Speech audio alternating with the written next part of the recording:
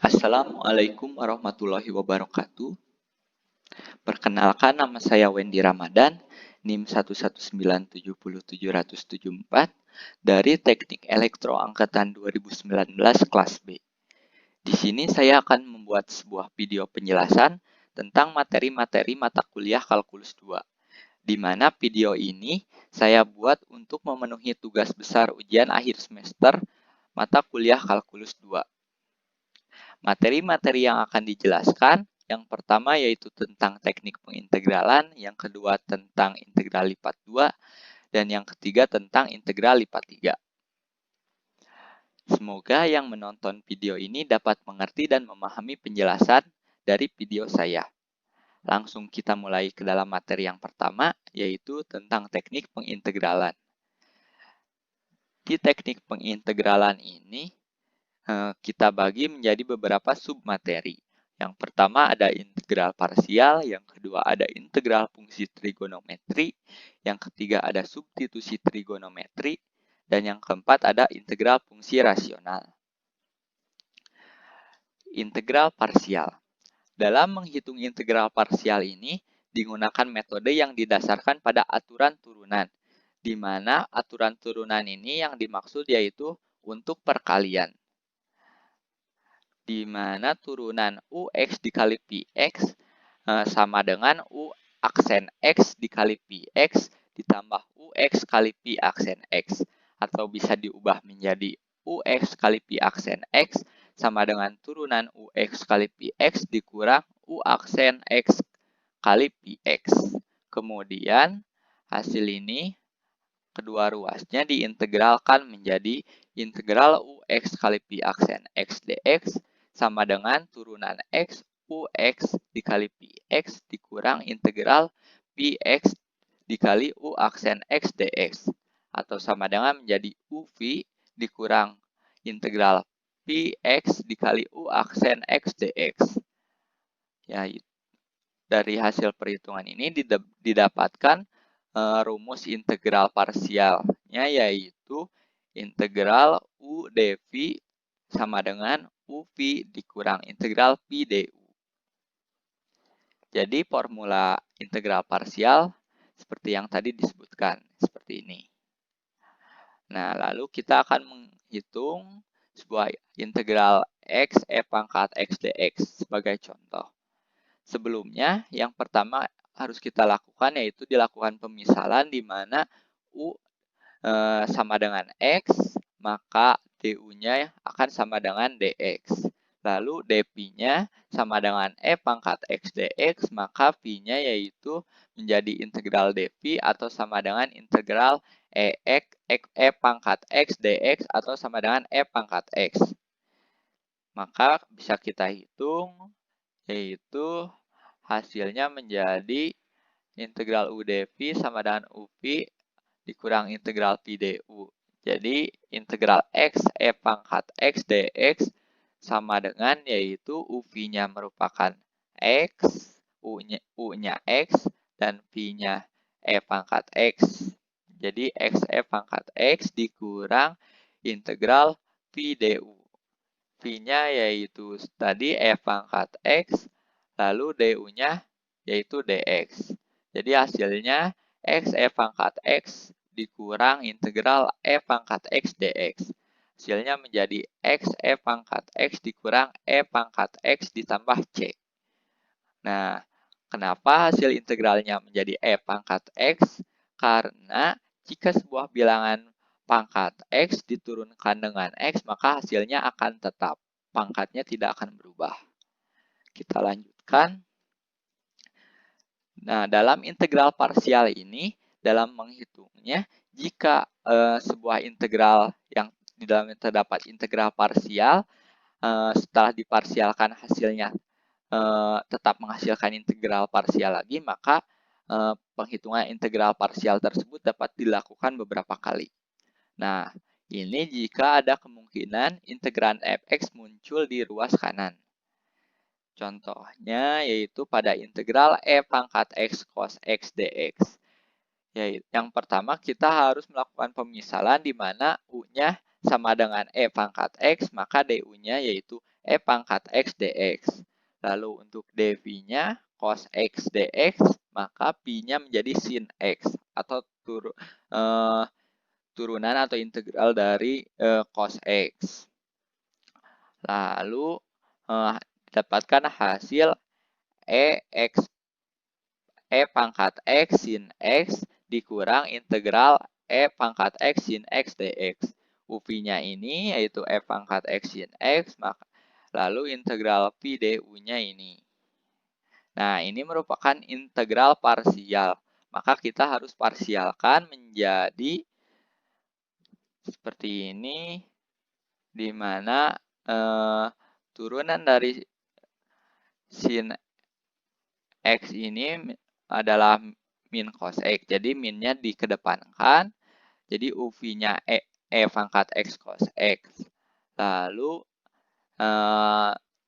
dari integral pi du-nya yaitu E pangkat X cos X dx. Nah, ini merupakan sebuah integral parsial, namun tidak dapat diparsialkan lagi. Sebelumnya kita sederhanakan dulu menjadi E pangkat X sin X ditambah E pangkat X cos X dikurang integral E pangkat X cos X dx ditambah C. Nah, ini tadi dikalikan dulu sehingga menjadi plus dan yang ini menjadi min. Nah, kenapa tidak bisa diparsialkan lagi? Karena integral ini merupakan integran dari sebuah integral sebuah nilai yang sedang kita integralkan di ruas kiri. Jadi kita perlu hanya perlu pindahkan saja integral ini ke ruas kiri. Maka hasilnya akan menjadi 2 integral E pangkat X cos X dx sama dengan E pangkat X sin X ditambah E pangkat X cos X ditambah C. Nah, jika seperti ini akan mudah, kita tinggal pindahkan konstantanya ke ruas kanan kembali. Menjadi hasilnya yaitu integral E pangkat X cos X dx sama dengan setengah dikali E pangkat X sin X ditambah E pangkat X cos X ditambah C. Begitu hasilnya. Kita lanjutkan untuk integral fungsi trigonometri. Bentuk dari integral fungsi trigonometri ini yaitu ya dari katanya trigonometri berarti terdapat cos ataupun sin, tan ataupun yang lainnya.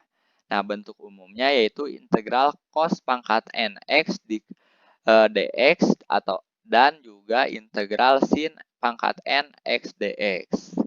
Nah, untuk aturan yang pertama yaitu untuk n-nya bernilai ganjil atau pangkatnya bernilai ganjil, di mana sin pangkat n, sin x pangkat n sama dengan sin x pangkat n dikali sin x pangkat n min 1. Ataupun untuk cos x pangkat n sama dengan cos x pangkat n dikali cos x pangkat n min 1. Nah, setelah itu digunakan pula fungsi identitas yaitu sin x pangkat 2 ditambah cos x pangkat 2 sama dengan 1. Nah, berbeda jika nilai n-nya genap, yaitu untuk sin x pangkat n sama dengan sin x pangkat 2 dikali sin x pangkat n min 2. Nah, untuk cos-nya yaitu cos x pangkat n sama dengan cos x pangkat 2 dikali cos x pangkat n min 2. Digunakan pula fungsi identitas yaitu cos 2x sama dengan 2 atau sama dengan 2 cos x pangkat 2 dikurang 1 atau sama dengan 1 min 2 sin x pangkat 2. Nah, untuk contohnya yang pertama yaitu integral sin x pangkat 3 dx, di mana ini merupakan n-nya yaitu ganjil, maka dipecah menjadi integral sin x pangkat 2 dikali sin x dx. Nah, seperti yang tadi disebutkan yaitu ada sebuah identitas, maka sin X pangkat 2-nya bisa kita ubah menjadi 1 min cos X pangkat 2. Nah, untuk sin X dx-nya itu sama dengan turunan cos X. Jadi bisa kita ubah menjadi turunan cos X. Maka bisa langsung kita integralkan menjadi cos X. Hasilnya menjadi cos X dikurang 1/3 cos X pangkat 3 tambah C. Kenapa menjadi cos X semua? Karena kita integralkan dengan cos X. Karena sin X dx sama dengan d cos X. Untuk contoh yang kedua yaitu integral sin X pangkat 4 dx. Nah, ini merupakan n genap, yaitu kita pecah menjadi integral sin X pangkat 2 dikali sin X pangkat 2 dx. Nah, karena ini sama, kita bisa ubah kembali sin X pangkat 2 menjadi 1 min cos 2X per 2. Yang satunya lagi sama diubah. Lalu kita bisa mulai integralkan menjadi 1/4 dikali 1 min 2 cos 2X ditambah cos 2X pangkat 2 dx. Nah, 1/4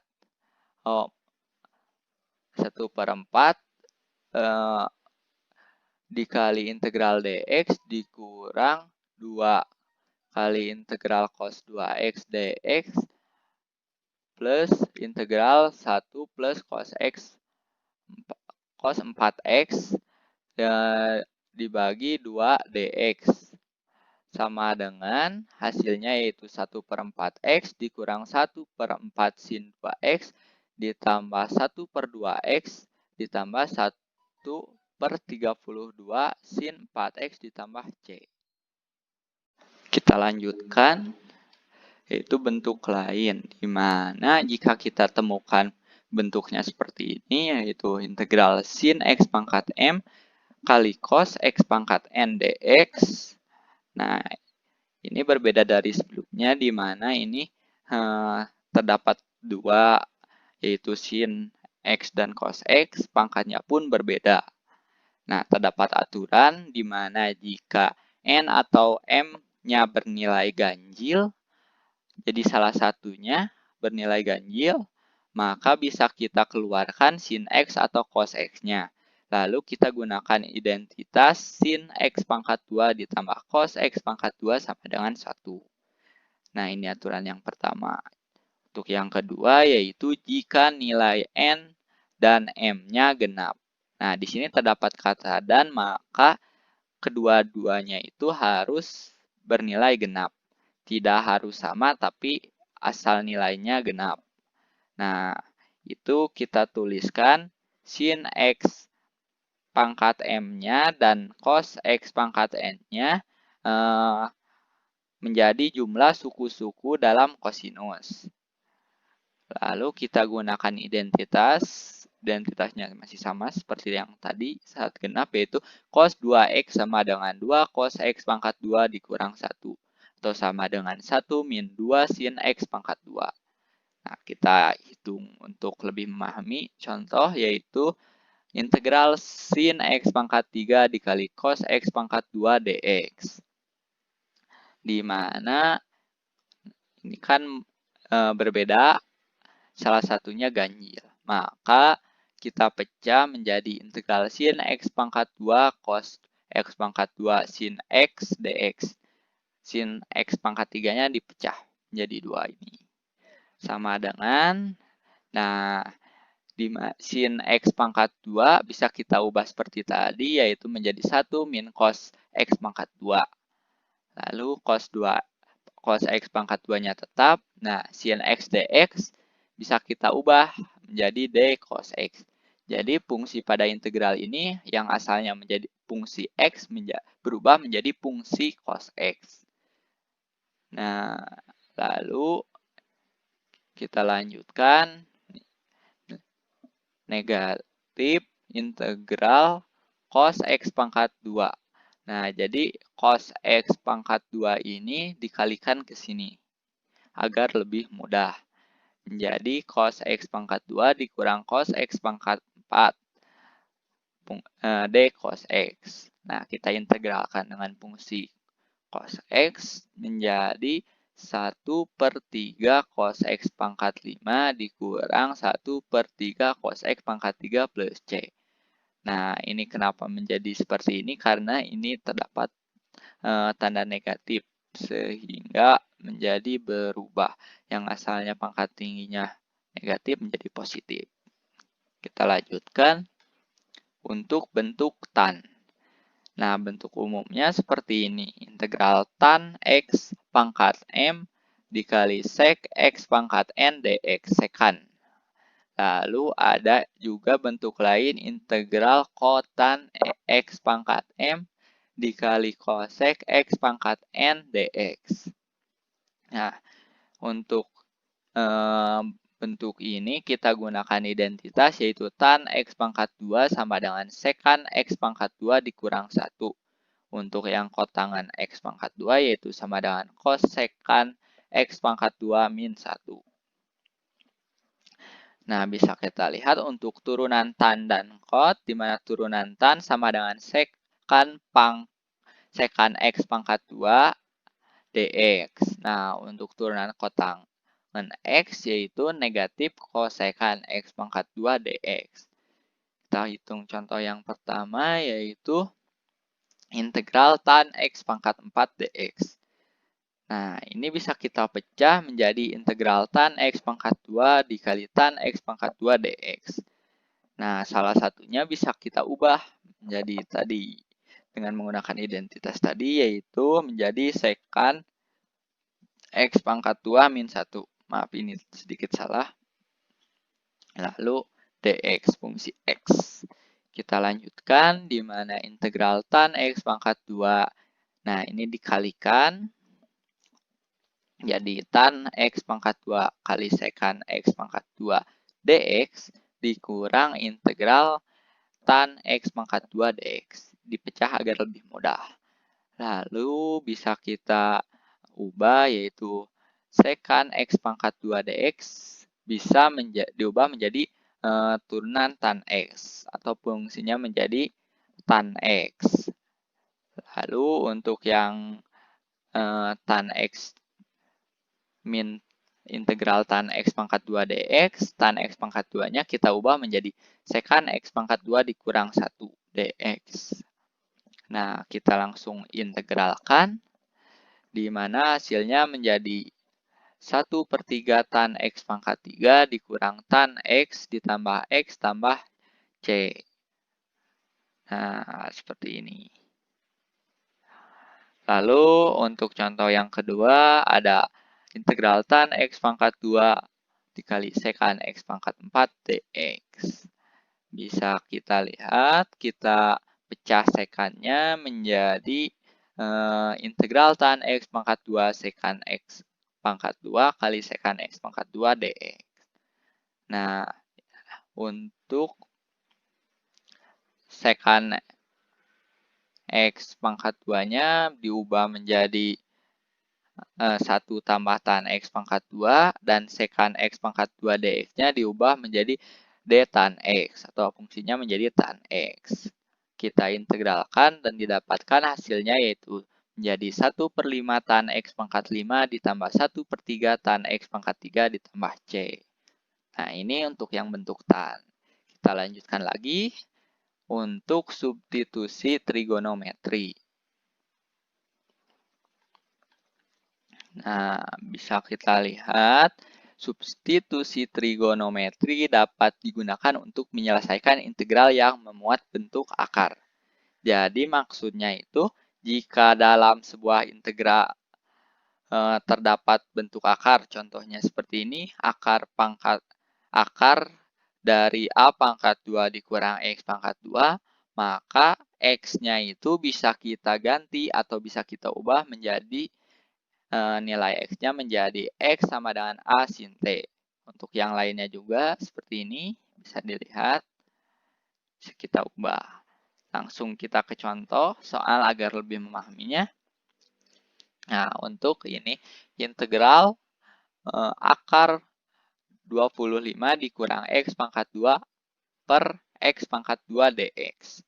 Nah, kita bisa ubah nilai X-nya menjadi sebelumnya dilakukan pemisalan. Nah, di mana X sama dengan 5 sin T, dx yaitu sama dengan 5 cos T dt.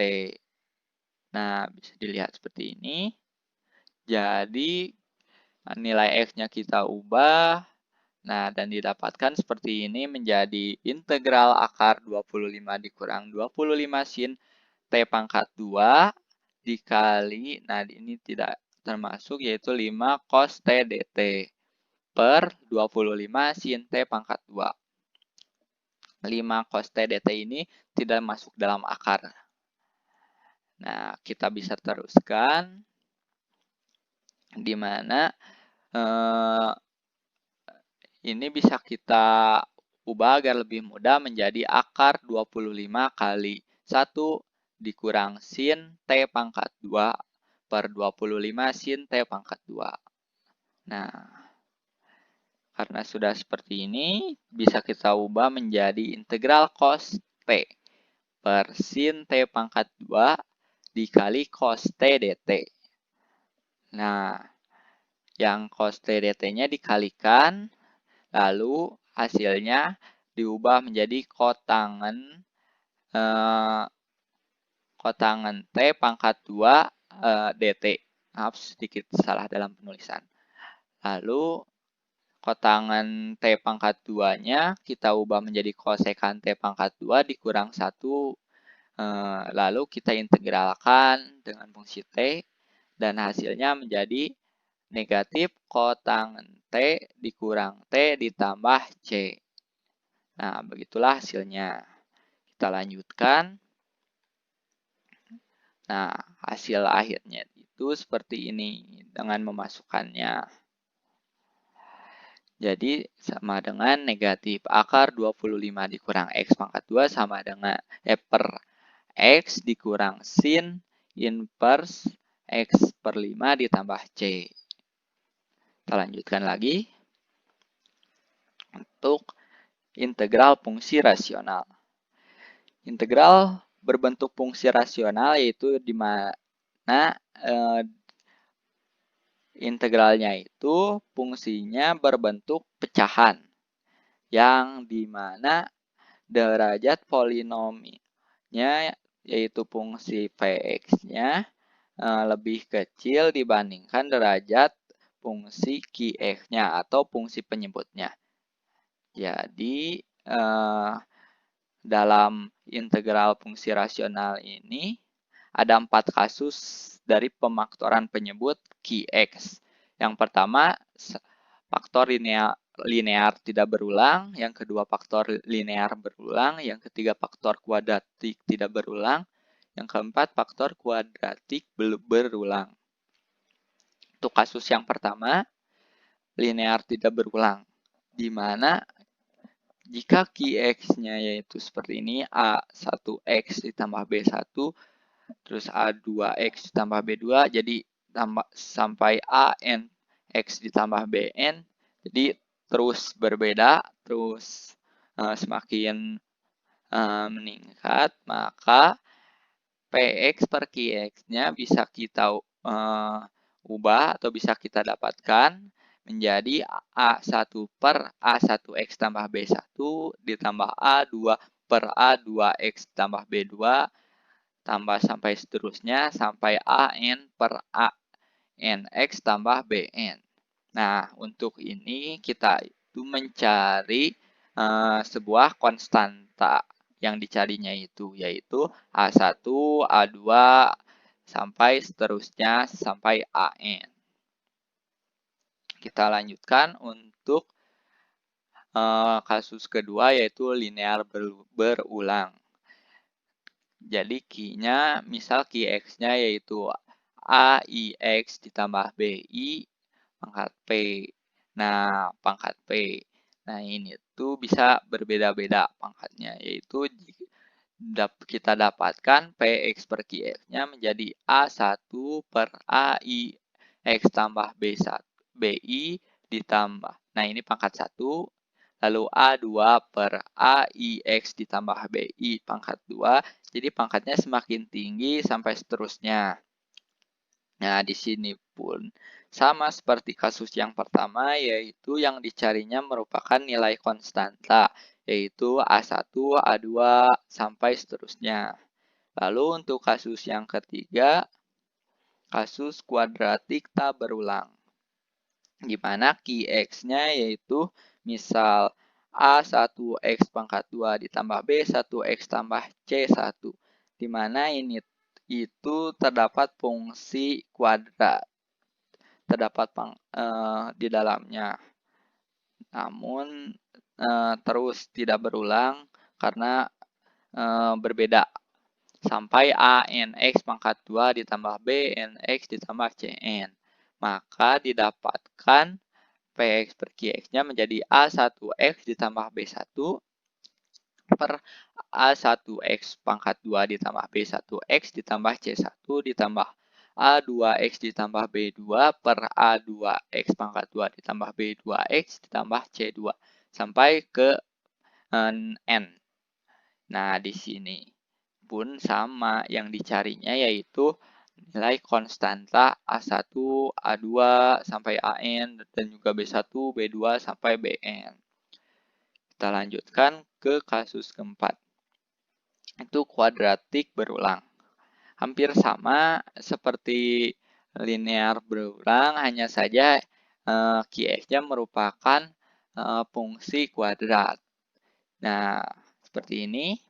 Jadi didapatkan Px per Qx-nya yaitu A1X ditambah B1 per AIX pangkat 2 ditambah BIX plus CI ditambah A2X tambah B2 per AIX pangkat 2 tambah BIX ditambah CI sampai seterusnya.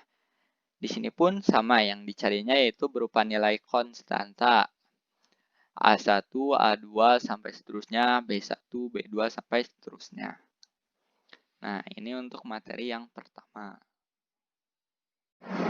Ya, kali ini kita masuk ke dalam materi yang kedua, yaitu integral lipat 2. Sebelum membahas integral lipat 2, kita bahas terlebih dahulu yaitu mengenai konsep dari integral itu sendiri. Dalam integral biasa, konsepnya itu sangat berkaitan erat dalam menghitung sebuah luas pada suatu bidang. Namun, pada integral lipat 2 ini, konsepnya sangat berhubungan dengan menghitung sebuah volume pada suatu bidang dalam sebuah kurva. Kita misalkan Z sama dengan fungsi X, Y terdefinisi pada suatu bidang R yang merupakan suatu persegi panjang tertutup, yaitu R, X-nya berada pada batas A sampai B, dan Y-nya berada pada batas C sampai D. Bidangnya yaitu seperti ini, bisa kita lihat pada koordinat X terdapat titik A dan B, dan di dalamnya terdapat batas bidang A sampai B. Dan juga pada koordinat Y terdapat titik C dan D, di mana di dalamnya membentuk bidang. Nah, di dalam bidang tersebut, di dalamnya terdapat lagi sebuah bagian, yaitu R, sebuah persegi panjang tertutup. Yang pertama yaitu bentuk partisi A, B dan C, D menjadi N bagian. Jadi dibagi menjadi beberapa bagian. Lalu yang kedua pilih XK, YK pada setiap subinterval pada XI, XI min 1 dan YI, YI min 1. Lalu bentuk jumlah Riemann dimana seperti ini jumlah Riemann-nya. Lalu yang keempat, jika N mendekati tak hingga atau P mendekati 0, diperoleh limit jumlah Riemann, di mana limit N mendekati tak hingganya seperti ini.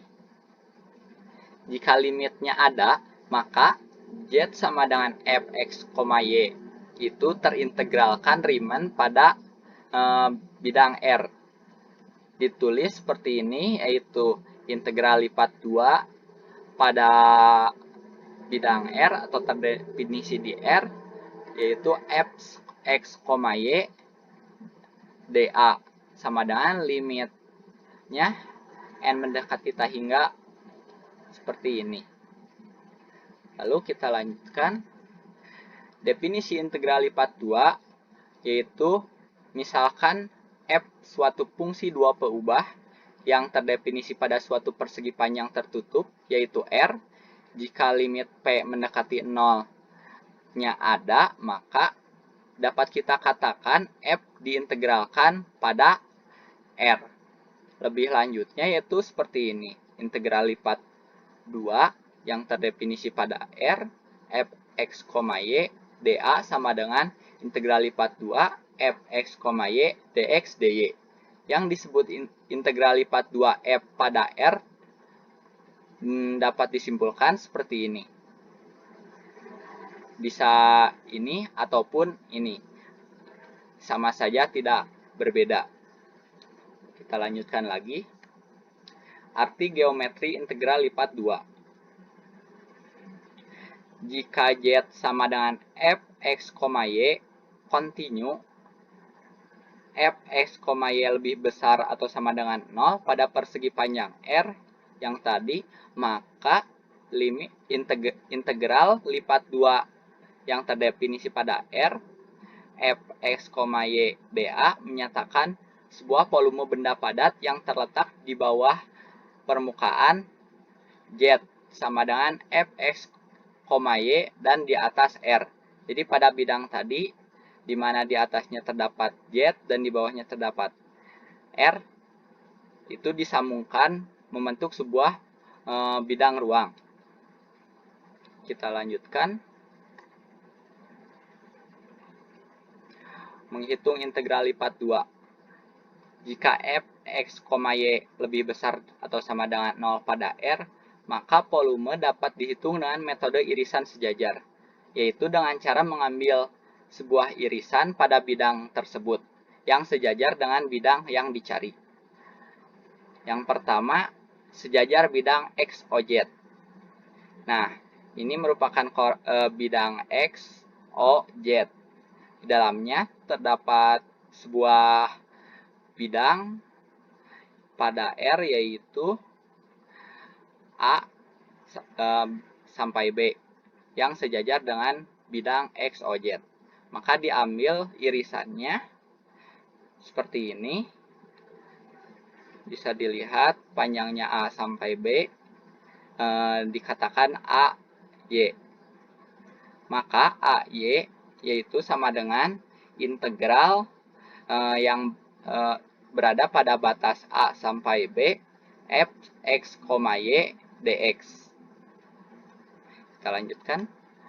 Nah, cara menghitungnya pun seperti ini, di mana integral lipat 2 yang terdefinisi pada R, f x, y dA sama dengan integral C sampai D, batasannya yaitu A, Y, dy. AY kita pecah menjadi integral C sampai D dalam kurung integral A sampai B f x, y dx, seperti yang tadi pada slide sebelumnya sudah disebutkan. Lalu yang terakhir dy sama dengan bisa disatukan menjadi integral lipat 2 di mana batas x-nya A sampai B dan batas y-nya C sampai D f x, y dx dy. Jadi seperti ini kesimpulannya. Kita lanjutkan lagi. Jika yang kedua yaitu sejajar dengan bidang Y, O, Z. Nah, ini bidang Y, O, Z.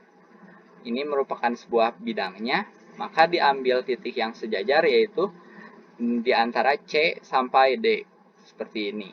Dikatakan AX. Panjangnya C sampai D atau batasnya. AX sama dengan integral C sampai D fxy, dy. Berbeda dengan yang sebelumnya karena ini merupakan bidang Y, O, Z.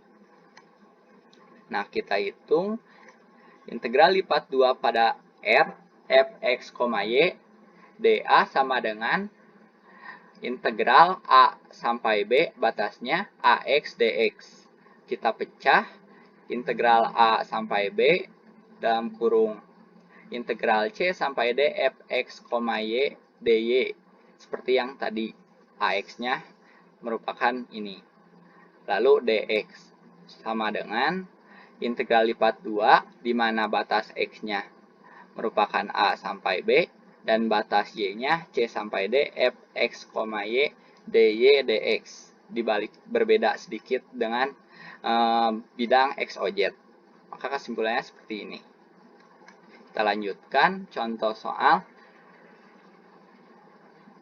Hitung integral lipat 2 berikut ini, yaitu integral lipat 2 pada bidang R, di mana x kuadrat tambah 2y kuadrat dA, di mana R-nya yaitu x berada pada batas 0 sampai 6 dan y-nya berada pada batas 0 sampai 4. Integral lipat 2R seperti ini sama dengan kita bisa mengintegralkan y-nya terlebih dahulu, yaitu dy. Seperti ini menjadi x pangkat 2y. Di sini kenapa menjadi seperti ini? Karena x pangkat 2 di sini diturunkan dengan y, maka x pangkat 2 di sini posisinya sebagai konstanta. Sedangkan yang 2y pangkat 2-nya menjadi 2/3 y pangkat 3. Lalu dimasukkan dengan batasannya 0 sampai 4. Hasilnya menjadi 4x pangkat 2 plus 128/3 dx. Ini integral x-nya masih ada. Lalu kita integralkan lagi dengan dx menjadi 4/3 x pangkat 3 ditambah 128/3 x. Lalu dimasukkan ke dalam batasnya, yaitu 6 dan 0, dan dijumlahkan. Hasilnya menjadi 544. Nah, bidangnya pun seperti ini. Bisa kita lihat, di mana pada y-nya 0 sampai 4, dan pada x-nya 0 sampai 6. Bidang R terletak di tengahnya. Kita lanjutkan. Nah, ini sebenarnya hampir sama seperti yang tadi. Hanya saja cara mengintegralkannya dibalikan. Jadi dx terlebih dahulu, kemudian dy. Bisa dilihat hampir sama dan hasilnya pun pasti sama karena tidak ada yang berbeda. Soalnya kan hanya dibalikan saja. Kita lanjutkan. Sifat integral lipat 2. Misalkan fx, y dan gx, y terdefinisi di bidang persegi panjang R.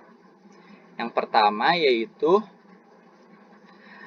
integral lipat 2 konstanta fx, y dA. Jadi di sini konstantanya bisa kita pindahkan. Seperti biasanya, konstantanya bisa dikedepankan sebelum integral lipat 2 pada bidang R. Jadi menjadi konstanta di depan, lalu integral lipat 2 pada bidang R, fx, y dA. Jadi tidak harus rumit dalam menyelesaikan integralnya. Lalu yang kedua yaitu integral lipat 2 pada bidang R, fx, y ditambah gx, y dA, yaitu bisa dikatakan sama seperti ini, yaitu integral lipat 2 pada bidang R fx, y dA ditambah integral lipat 2 pada bidang R gx, y dA. Sama saja, bisa seperti ini ataupun seperti ini. Lalu yang ketiga, jika R sama dengan R1 ditambah R2, maka integral lipat 2 pada bidang R fx, y dA bisa dipecah menjadi integral lipat 2 pada bidang R1 fx, y dA ditambah integral lipat 2 pada R2 fx, y dA. Jadi pada persegi panjang R-nya dibagi 2 menjadi R1 dan R2. Nah, lalu yang keempat, jika fx, y lebih kecil atau sama dengan gx, y, maka nilai integral fx, y integral lipat 2 fx, y dA akan lebih kecil juga dibandingkan dengan integral lipat 2 gx, y dA. Lalu kita lanjutkan dengan integral lipat 2 atas daerah sembarang. Pada daerah sembarang ini ada dua tipe, yaitu tipe pertama di mana daerah domainnya, daerah D-nya, yaitu batas X-nya merupakan angka yang pasti atau yang jelas, namun batas Y-nya merupakan sebuah fungsi, yaitu Px ataupun Px, fungsi Px sampai dengan fungsi Qx. Berbeda dengan yang tipe 2, perbedaannya yaitu X-nya yang merupakan batas fungsi. Batasnya fungsi bukan angka pasti, namun Y-nya merupakan nilai yang pasti atau yang sudah jelas. Kita lanjutkan lagi. Nah, ini tipe 1 bisa dilihat di mana X-nya merupakan A sampai B atau nilai yang pasti. Namun Y-nya merupakan sebuah fungsi karena tidak merupakan nilai asli. Karena ini merupakan fungsi yang harus diselesaikan. Integral lipat 2 pada daerah D dapat dihitung seperti ini, di mana integral lipat 2 pada daerah D, fx, y dA sama dengan integral lipat 2 batas X-nya A sampai B, batas Y-nya fungsi Px sampai fungsi Qx. Jadi fx, y dy dx. Kenapa yang harus didahulukan yaitu yang batasnya fungsi? Karena jika kita mendahulukan yang batasnya nilai, itu tidak akan menghasilkan sebuah jumlah, namun akan menghasilkan sebuah fungsi lagi. Oleh karena itu, yang didahulukan merupakan yang batasannya sebuah fungsi. Kita lanjutkan. Nah, tipe 2. Sama saja, hanya saja Y-nya merupakan nilai yang pasti, namun batasnya. Namun yang X-nya merupakan sebuah fungsi. Bisa dihitung seperti ini. Tetap saja yang diawalinya yang dx, karena pada tipe 2 ini batas X merupakan sebuah fungsi yang harus didahulukan agar hasil integralnya dapat menghasilkan sebuah nilai atau jumlah. Kita lanjutkan. Aturan integrasi. Urutan pengintegralan dalam integral lipat 2 tergantung dari bentuk D atau daerah integrasi. Lalu dalam perhitungannya, kadangkala kita perlu merubah urutan pengintegralan. Hal ini dapat disebabkan dengan perubahan urutan pengintegralan akan memudahkan dalam proses integrasinya. Ya, ini bisa diatur oleh kita sendiri. Yang menurut kita lebih mudah bisa kita atur untuk diintegralkan lebih dahulu. Itu bisa oleh sendiri-sendiri. Oleh karena itu, langkah pertama kita harus dapat menggambarkan daerah integrasinya. Nah, daerah integrasi ini akan memudahkan kita dalam pengintegralan. Selanjutnya, kita dapat merubah urutan integrasi dengan mengacu pada sketsa daerah integrasi yang sama. Kita lanjutkan. Nah, contohnya, hitung integral lipat 2 pada R, 2Y, pangkat X dA. R-nya dibatasi yaitu X-nya sama dengan Y pangkat 2, dan Y-nya dibatasi juga, Y sama dengan 1, dan juga dibatasi sumbu X. Nah, jadi seperti ini.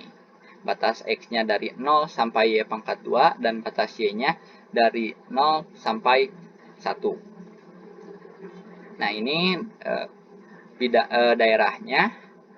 di mana terdapat kurva X sama dengan Y pangkat 2, dan ini merupakan batas Y sama dengan 1, lalu terdapat batas sumbu Y. Nah, yang menjadi daerahnya merupakan ini nih, yang berada pada kurva X sama dengan Y pangkat 2 dan pada batas Y sama dengan 1, juga pada sumbu Y. Nah, ini merupakan daerahnya. Kita hitung integral lipat 22 YE pangkat X dA sama dengan integral lipat 2 di mana batas X yaitu 0 sampai 1 dan batas Y kebalik, batas Y yaitu 0 sampai 1 dan batas X 0 sampai Y pangkat 2. 2YE pangkat X dx dy. Jadi kita mengintegralkan dx terlebih dahulu. Nah, kita integralkan, tidak ada yang berubah karena dalam pengintegralan jika E pangkat X maka integralnya pun akan sama karena X-nya merupakan pangkat pada fungsi ini. Lalu dimasukkan Y-nya, Y pangkat 2 dan 0 menjadi 2Y dalam kurung E pangkat Y pangkat 2 min 1 karena E pangkat 0 yaitu sama dengan 1. Nah, kita integralkan dy menjadi Y pangkat 2 E pangkat Y2 E pangkat Y pangkat 2 dikurang Y pangkat 2 lalu dimasukkan ke batas Y-nya yaitu 1 dan 0. Nilainya menjadi E min 1 sama dengan E min 2. Nah, seperti itu dalam menghitungnya. Kita lanjutkan. Integral lipat dalam koordinat kutub polar. Nah, kita akan menghitung integral lipat 2 pada daerah D, E X pangkat 2 plus E pangkat X pangkat 2 plus Y pangkat 2 dA. Daerah D-nya yaitu X pangkat 2 plus Y pangkat 2 kurang dari sama dengan 4. Nah, ini itu merupakan sebuah lingkaran karena ini merupakan pola yang sederhana yang sering kita temukan dalam sebuah soal-soal integral ataupun soal fungsi. Dalam sistem koordinat kartesius, integral ini sulit untuk diselesaikan. Seperti judulnya, yaitu integral lipat dalam koordinat kutub atau polar. Sistem koordinat kutub, nah seperti ini, di mana X dan Y-nya ditarik garis R atau merupakan jari-jari lingkaran, yaitu X pangkat 2, Y pangkat 2 nya sama dengan R pangkat 2, jadi bisa ditarik. Lalu untuk X-nya, pada koordinat X-nya bisa ditarik R cos theta, dan pada bidang koordinat Y-nya di sini bisa dibuat R sin theta. Lalu untuk theta-nya merupakan tan inverse Y per X. Nah, bisa dilihat kan X pangkat 2 plus Y pangkat 2 sama dengan R pangkat 2. Ataupun R sama dengan akar X pangkat 2 plus Y pangkat 2. Kita lanjut. Nah, transformasi kartesius ke kutub. Jadi, integral yang berbentuk kartesius akan diubah menjadi bentuk kutub atau polar. Nah, misalkan Z sama dengan Fx, Y terdefinisi pada persegi panjang kutub T. Batas R yaitu A sampai B, dan batas θ-nya alfa sampai beta. Integral lipat 2 pada D Fx, Y dA pada bentuk polar atau kutub ini seperti ini. Berbeda dari kartesius karena bentuknya hampir seperti lingkaran. Dalamnya terdapat R sama dengan A, R sama dengan B, yaitu bentuk yang biasa, lalu theta sama dengan alfa dan theta sama dengan beta. Nah,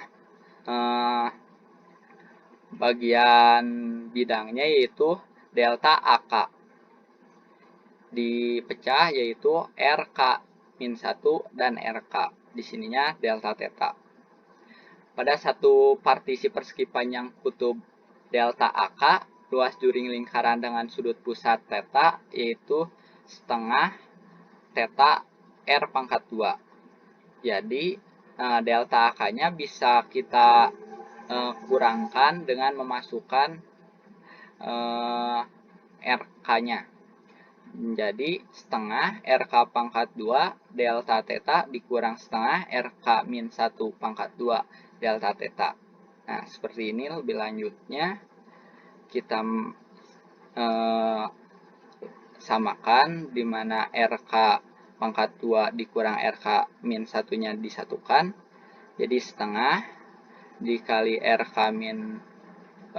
pangkat 2 dikurang RK min 1 pangkat 2 dikali delta theta. Dipecah lagi menjadi setengah RK plus RK min 1 dikali RK min 1 dikali delta theta. Nah, hasilnya R delta theta dikalikan. Jika P-nya mendekati 0, maka dA akan sama dengan R dr d theta. P merupakan panjang diagonal. Nah, ini. Kita lanjutkan. Sehingga integral lipat 2 dk fx, y dA sama dengan integral lipat 2 dp. Nah, x-nya menjadi r cos theta dan y-nya menjadi r sin theta. Seperti tadi yang dijelaskan pada bidangnya. Nah, lalu dikalikan r dan dr dikalikan r dr d theta. Kita mengulas satu contoh, yaitu hitung integral lipat 2 pada d x pangkat 2 pangkat x pangkat 2 plus y pangkat 2 dA. Nah, dimana x pangkat 2 plus y pangkat 2 kurang dari atau sama dengan 4 x, y-nya. Nah, seperti ini. Seperti yang tadi, dimana x pangkat 2 plus y pangkat 2 kurang dari atau sama dengan 4, itu sama dengan sebuah lingkaran dengan y-nya 2 dan x-nya 2. Maka jari-jarinya pun akan sama dengan 2. Kita jawab, D adalah daerah di dalam lingkaran dengan pusat 0,0 dan jari-jarinya yaitu seperti yang tadi disebutkan 2. Batas R-nya yaitu dari 0 sampai 2. Nah, dari sini sampai sini merupakan 0 sampai 2. Dan batas tetanya dari sini ditarik garis, ditarik bulat 360 derajat. Jadi 0 sampai 2pi atau 360 derajat. Sehingga hasilnya menjadi integral lipat 2 dengan batas tetanya 0 sampai 2pi dan batas R-nya 0 sampai 2. R pangkat 2. Nah, ini X pangkat 2 plus Y pangkat 2-nya diubah menjadi R pangkat 2. Kenapa? Karena pada rumusnya yaitu X pangkat 2 plus Y pangkat 2 sama dengan R pangkat 2. Dikalikan R, dr, d theta. Bidangnya seperti ini. Lalu diintegralkan dengan dr menjadi setengah E pangkat R pangkat 2 dimasukkan ke dalam batasnya yaitu 2 dan 0. Lalu hasilnya menjadi sebuah konstanta yaitu setengah E pangkat 4 dikurang setengah. Lalu d tetanya diintegralkan dengan theta menjadi theta. Lalu dimasukkan dengan 2pi menjadi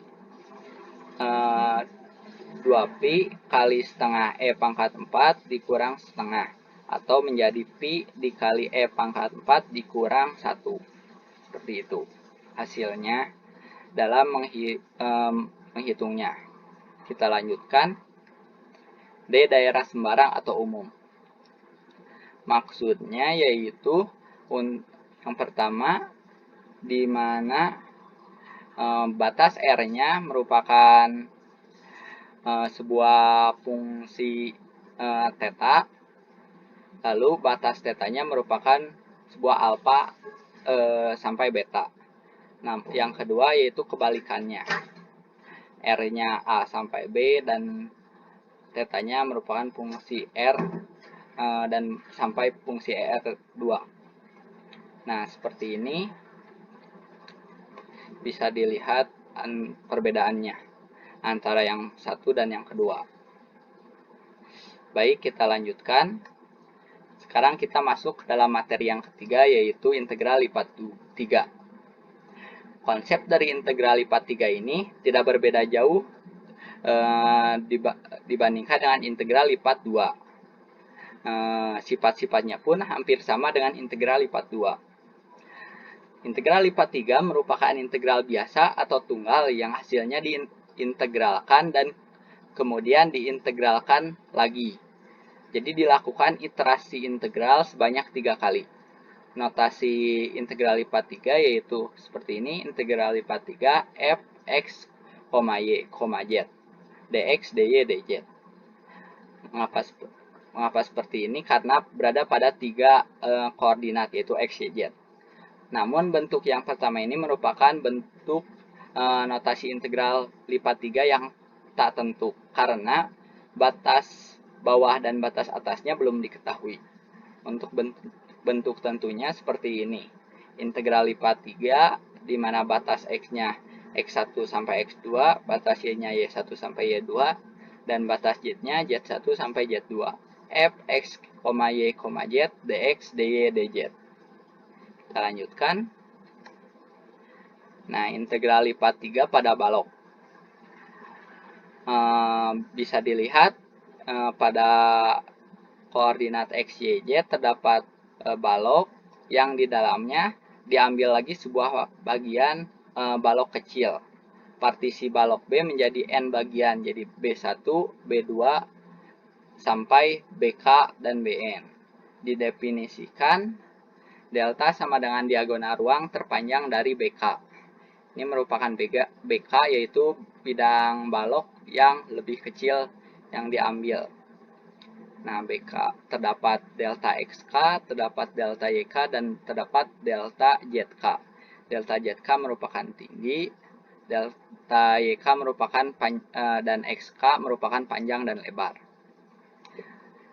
Nah, lalu bentuk jumlah Riemann seperti tadi yaitu XK, YK, ZK. Seperti ini. Jika delta mendekati 0 diperoleh limit jumlah Riemann seperti ini. Fxk, YK, JK delta pk. Jika limitnya ada, maka fungsi W sama dengan Fx, Y, Z terintegralkan Riemann pada balok B. Dituliskan limit delta mendekati 0 seperti ini. Lalu integral lipat 3 pada B, Fx, Y, Z dv sama dengan limit delta mendekati 0. Kita lanjutkan.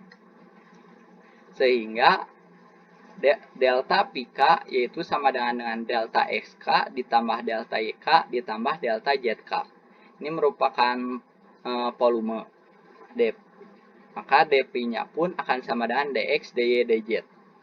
Sehingga integral lipat dalam koordinat kartesius, integral lipat 3 yaitu integral lipat 3 pada b yaitu f x, y, z dv sama dengan integral lipat 3 pada B Fx, Y, Z dx, dy, dz.